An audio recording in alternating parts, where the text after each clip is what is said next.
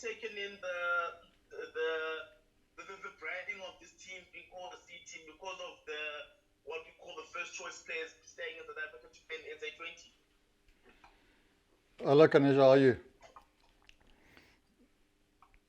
Can you hear me? I'm good. Good, man. Yes, no, obviously it is what it is. It's a magnificent opportunity for this team that's been selected, to play over in New Zealand. So I think a lot of these players got excellent first-class records. So sometimes in life it works out that your opportunity comes in different ways. A lot of these players might have missed out because there's an established test team, and now that there's opportunity for them to play, I think that's just perfect for them. And how have the players mentally adapted to this particular opportunity? I mean, as you would say that opportunities like these don't generally come around very often, but through necessity, they've now been gifted a golden chance to actually play Test cricket.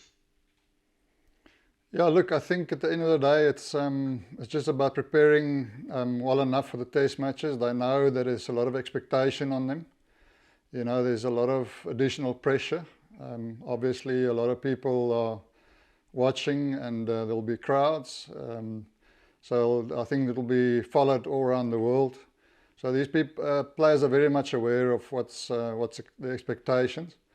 And for us, it's just to try, take as much pressure off them as possible. The guys are really preparing well.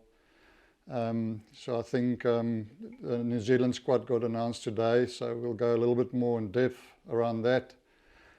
So just at the moment, it's about getting used to conditions. So we had some very good facilities. We've practiced at 2 different facilities, which has given us slightly, different conditions. And so yeah, at the moment it's going as well as it can. What have you made of the conditions in New Zealand thus far over the past week and a bit?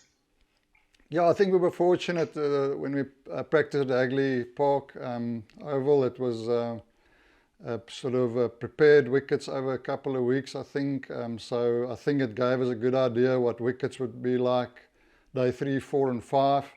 Then we moved over to Lincoln University, so much more greener, so it gave us a good idea of what day 1 and 2 would be like. So I think we've been fortunate to get exposed to what we can expect on different days, which is good. Yes. And how important does it Patron becomes, because of that bowling group in particular, he's the one who carries a bit of Test experience. For such an assignment, how important does he become?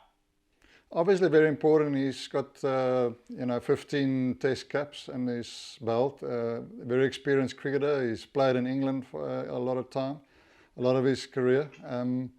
And obviously a lot of these cricketers are experienced cricketers. So, but in terms of that additional pressure that he knows what it's all about. He can help the youngsters, and I think especially around practice he's done that very well. We've spoken to our bowlers, just basically trying to get them to settle down and really focus on the basics, because all these guys, they got good skill. So it's just to back that skill and back that basics. And so if we can do the basics well for long enough, I think that's where someone like him brings in a lot of value. And when you look back at the 2A series that took place, that would be India and the West Indies, how critical will they become for this particular assignment? When you look back at actually what Kevin Sinclair, what he's played for the West Indies, having actually played very well for West Indies Day when they played South Africa A. Yeah, I think we were actually very fortunate that we got that, this situation sort of panned out way before this New Zealand series. We could almost pick the team for that A series against the West Indies. So between Coach Conrad, myself and the rest of the coaching staff, we've had now, good time with these players, knowing that most of them were going to go to New Zealand. And, we had a good series against West Indies. So, I think we've been fortunate that we got that, this situation sort of panned out way before this New Zealand series. We could almost pick the team for that A series against the West Indies. So So, it's all about getting to know the players, their character, what they can do at certain stages of the game. So I think that West Indies experience in terms of getting the team together was absolutely gold. So now it's getting into this, stage, it's almost like, well established. And how's the reaction been in New Zealand with regards to the team that has actually traveled there? I know that when the team was picked, the Australians in particular, Steve Waugh would be the most obvious example. He had a lot to say about the composition of the team. How's the reaction been in New Zealand with the team that you guys have traveled with? No, nothing really. I think New Zealand has really welcomed us with open arms. All the people we've dealt with is really, they're looking forward to the series. So we've experienced nothing negative, to be honest. And I think finally, South Africa have never lost a test series to New Zealand. How often have the players talked about this, talked about the pride of going to a country like New Zealand and keeping their beats and streaking to that, even though for what it come to be said, for the first time, South Africa go as proper underdogs to a series in New Zealand? No, look, I mean, it's part of the motivation for us, obviously. It's we realise that since the 1930s or something like that, we haven't lost a series. And like I said in the beginning, we know what the expectations are on us. But, we are, very motivated to, play for the badge and make sure that, every guy puts in every inch because, it's a tough game. And it goes deep into 5 days. So we just need to prepare ourselves to make sure that we, we can compete, and we know we're gonna compete against New Zealand. So if we can, get out the series with either a win, or a draw, that will be fantastic for us. Thanks. Okay, that's it from my side. Thanks, Kagiso. I see Nathan and Ngame have joined as well, so we'll give them an opportunity to ask a couple of questions. Nathan? Okay. Thank you very much, Lucy. Good day. Piet, I just got 3 questions. You've had time now to assess the bowlers at training, and I'm assuming you're doing the domestic season as well. How do you assess the current crop of bowlers you currently have? Yeah, look, we've got some very experienced bowlers. Dane Patterson, Duan Olivier, Moreki has really done well last couple of seasons. We've got some good all-rounders, that got some good discipline in their bowling, and we've got some very good spinners in Dane Piet and Sean van Berg, and then Hilbrand can also do a job. So I think from a skills point of view, we've got a lot of skills covered. We can play different roles at different stages of the game. So I think, we're well covered in the bowling group. What are you expecting from your own bowlers as the bowling coach? Look, I think it's just about good attitude. They've got the ability, they've got the endurance. Obviously they understand that test matches can go deep into 5 days. So, there's going to be stages where you're going to be challenged in different ways. The guys are very aware of that. We're training and preparing for that. Stats show in New Zealand that, it can become very good batting conditions. You can get, high scores of 350 plus. And it's about mentally staying strong. And I think with the experience we've got, these guys realize that, and they understand that when it goes deep into the game, what's required, in terms of executing all the time and building around plans. As mentioned, Duan is on 15 test caps, I think, which isn't a lot for the bowlers in tests. Do you think this could be a challenge for the bowlers in terms of leadership and management on field?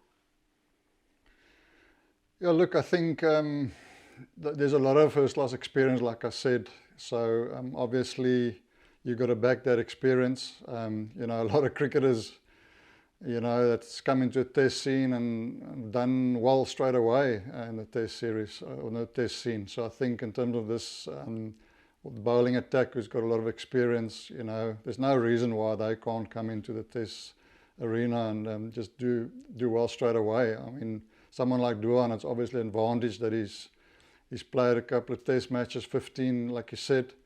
But for the rest of the guys, I think, they're feeding off him well. And they think they know exactly what is expected. Thanks, Nathan. Ongama, I'll give you a go if you've got any further questions. Thanks, Lucy. Coach, a lot of people know a lot about Dane Pedersen and Duan Olivier, but at the very same time in the team we've got guys like Meshani Mbongwana, Rowan Tiswat, that a lot of people don't know about these guys. But with your experience, having worked with them in the domestic circuit with Eastern Province, SWT recently, like these guys very well, and this entire team very well. How would you describe the character of this team, Coach, and the individuals that you have together over that side? Yeah, look, I've been fortunate to work with a lot of these guys for a long time. Like I said earlier, also the series against West Indies was a good way, to work with them as a team. How they can bowl in partnerships and how they can execute different roles. So the all-rounders you're talking about, I think they've got all the skills necessary to do well in New Zealand. The pitches, I think what we've experienced so far, that's good batting wickets, but also there's something in for the bowlers.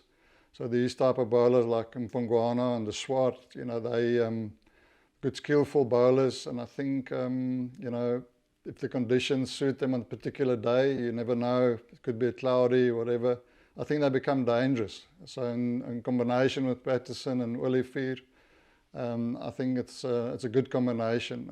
They'll be in the game all the time. It's my belief. And yeah, Coach, just lastly from me, you've obviously worked with Eddie Moore, that is, for a long time down in PE. Just as a coach, what does it mean for you to have him with you in the Proteas test squad finally? Yeah, look, once again, a great opportunity for Eddie. The Zorzi got selected. He got an opportunity.